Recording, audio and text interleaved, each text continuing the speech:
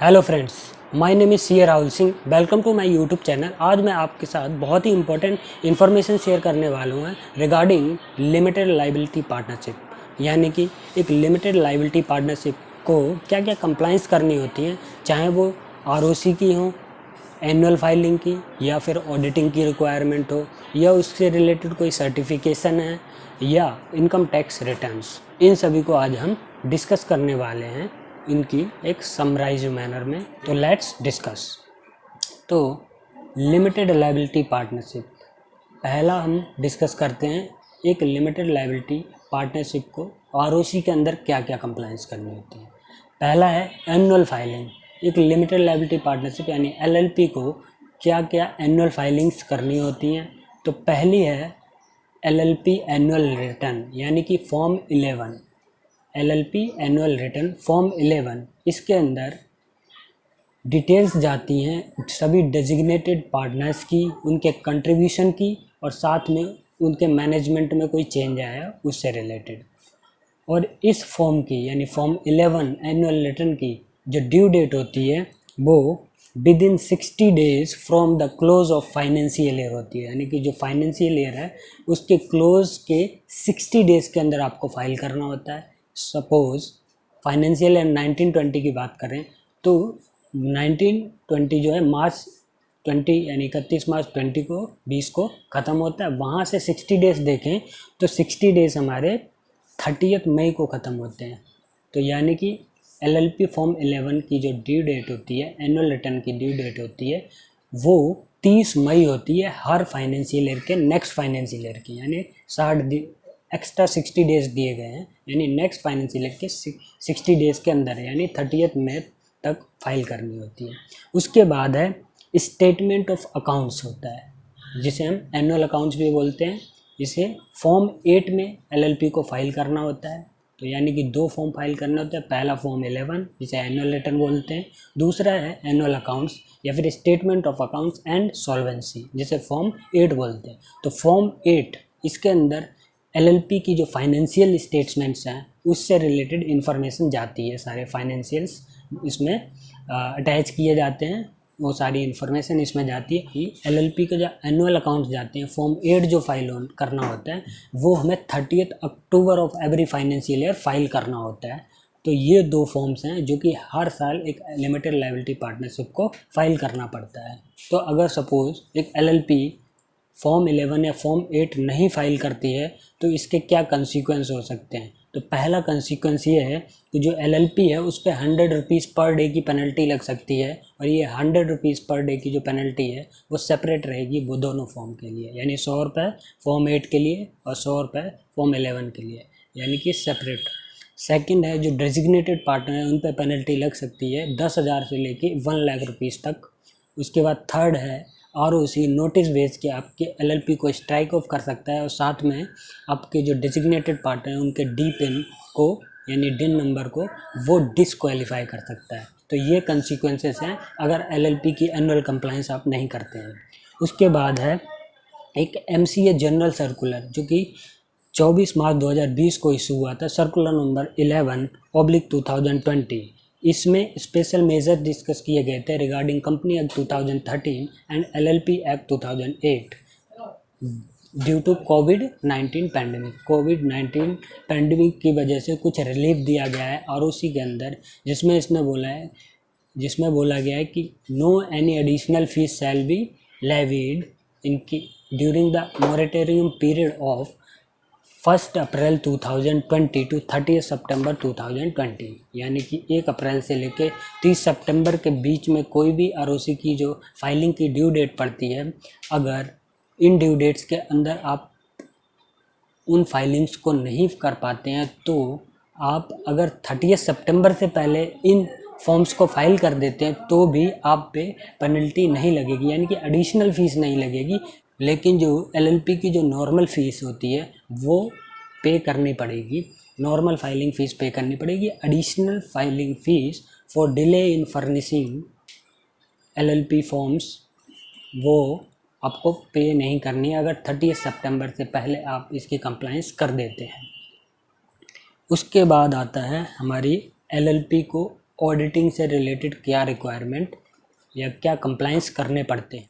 तो पहला है एलएलपी एक्ट और एलएलपी रूल्स के अंदर एक एलएलपी को क्या कंप्लाइंस करने पड़ते हैं। तो इसके अंदर सेक्शन 34 सबसेक्शन 4 जो कि एलएलपी एक्ट 2008 का है और रूल 24 सब रूल 8 जो कि एलएलपी रूल 2009 का है। इन सेक्शन और रूल्स के अंदर ऑडिटिंग की रिक्वायरमेंट को कवर किया गया है।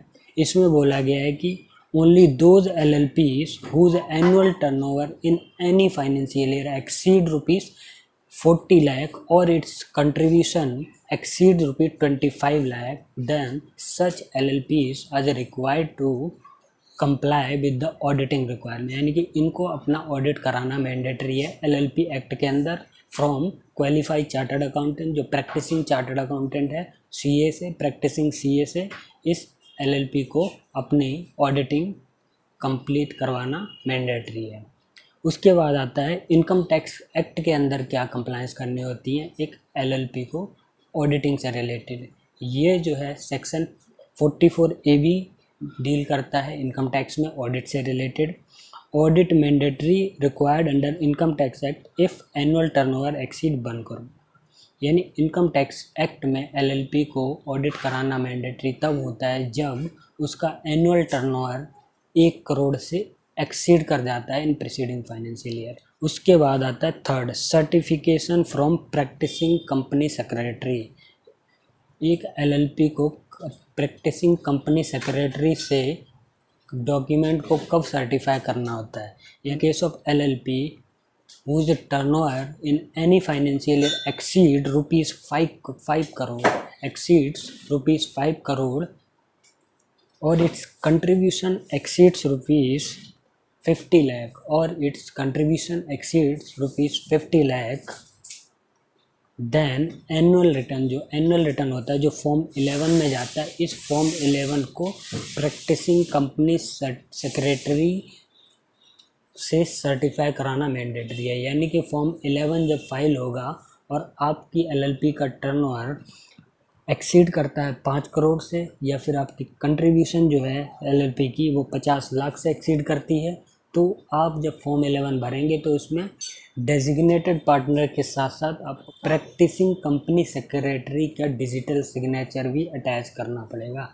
यानी सर्टिफिकेशन प्रैक्टिसिंग कंपनी सेक्रेटरी से मैंडेटरी है इस केस में। एक LLP को इनकम टैक्स रिटर्न्स के रिगार्डिंग क्या क्या कंप्लायंस करनी होती है वो हम डिस्कस करते हैं। तो पहला है अगर उस LLP को इनकम टैक्स ऑडिट की रिक्वायरमेंट नहीं है यानी 44AB की कंप्लायंस क्राइटेरिया के अंदर वो नहीं आता है तो उसको ITR 5 फाइल करनी पड़ेगी। ITR 5 फाइल करनी पड़ेगी जिसकी ड्यू डेट रहेगी 31 जुलाई हर साल की। एवरी ईयर 31 जुलाई को उसे फाइल करना पड़ेगा। उसके बाद है अगर उस LLP का ऑडिटिंग मैंडेटरी है इनकम टैक्स एक्ट में तो उसको ITR 5 फाइल करना पड़ेगा, साथ में फॉर्म 3CA और 3CD फाइल करना पड़ेगा। यानी कि CA से प्रैक्टिसिंग CA से उसे ऑडिट रिपोर्ट लेनी पड़ेगी इनकम टैक्स के अंदर ITR 5 फाइलिंग के साथ साथ। और इसकी जो ड्यू डेट रहेगी वो 30 सितंबर ऑफ एवरी ईयर रहेगी हर साल के। यानी कि इस फाइनेंशियल ईयर के नेक्स्ट फाइनेंशियल ईयर की जो 30 सितंबर यानी असेसमेंट ईयर के 30 सितंबर इसकी ड्यू डेट रहेगी। लेकिन अगर LLP इंटरनेशनल ट्रांजैक्शन या डोमेस्टिक स्पेसिफाइड डोमेस्टिक ट्रांजैक्शन के अंदर इन्वॉल्व है तो उसको ITR 5 फाइल करना पड़ेगा, साथ में फॉर्म 3CE भी फाइल करना पड़ेगा अंडर सेक्शन 92E। यानी कि ट्रांसफ़र प्राइसिंग के अंदर उसकी रिपोर्टिंग भी जाएगी और वो फॉर्म 3CEV जो अंडर सेक्शन 92E है वो CA द्वारा उसको सर्टिफाई किया जाएगा तो TP के अंदर उसकी रिपोर्ट जाएगी। और इसकी जो ड्यू डेट रहेगी इस केस में इंटरनेशनल ट्रांजैक्शन या स्पेसिफाइड डोमेस्टिक ट्रांजैक्शन के केस में 30 नवंबर रहेगी ऑफ एवरी असेसमेंट ईयर। और साथ में ही गवर्नमेंट ने एक प्रेस रिलीज इशू की है ड्यूरिंग कोविड-19 पैंडमिक। यानी कि 13 मई 2020 को एक प्रेस रिलीज इशू की है जिसमें गवर्नमेंट ने इनकम टैक्स रिटर्न्स की डेट को एक्सटेंड कर दिया है जो कि फाइनेंशियल ईयर 1920 की बात करते हैं। यानी फाइनेंशियल ईयर 1920 यानी कि असेसमेंट ईयर 2021 की रिटर्न्स को आप उन एक्सटेंडेड डेट तक आप फाइल कर सकते हैं। यानी कि वो एक्सटेंडेड डेट हैं, अगर आपकी इनकम टैक्स में ऑडिटिंग की रिक्वायरमेंट है, यानी टैक्स ऑडिट जिनका ड्यू डेट 30 सितंबर होता है, उनकी जो डेट को एक्सटेंड करके 31 अक्टूबर कर दिया गया है। और जो बाकी जो एसएससी होते हैं जिनकी डेट्स 31 जुलाई होती है, उनकी डेट को एक्सटेंड करके 30 नवंबर कर दिया गया है। तो ये जो है एक लिमिटेड लायबिलिटी पार्टनरशिप को कंप्लाइंस सारी करनी होती है, इनकम टैक्स रिटर्न और आरओसी इंक्लूडिंग ऑडिट रिपोर्ट। तो दोस्तों, इसी तरह की इम्पोर्टेंट इन्फॉर्मेशन लेने के लिए आप मेरे चैनल के साथ रेगुलरली जुड़े रहें, ताकि ज़्यादा से ज़्यादा इन्फॉर्मेशन आपको टाइमली मिल सके उन सभी डे टू डे अपडेट्स का और day to day important information का, जो कि रेगुलरली आ रही हैं। तो थैंक्स फॉर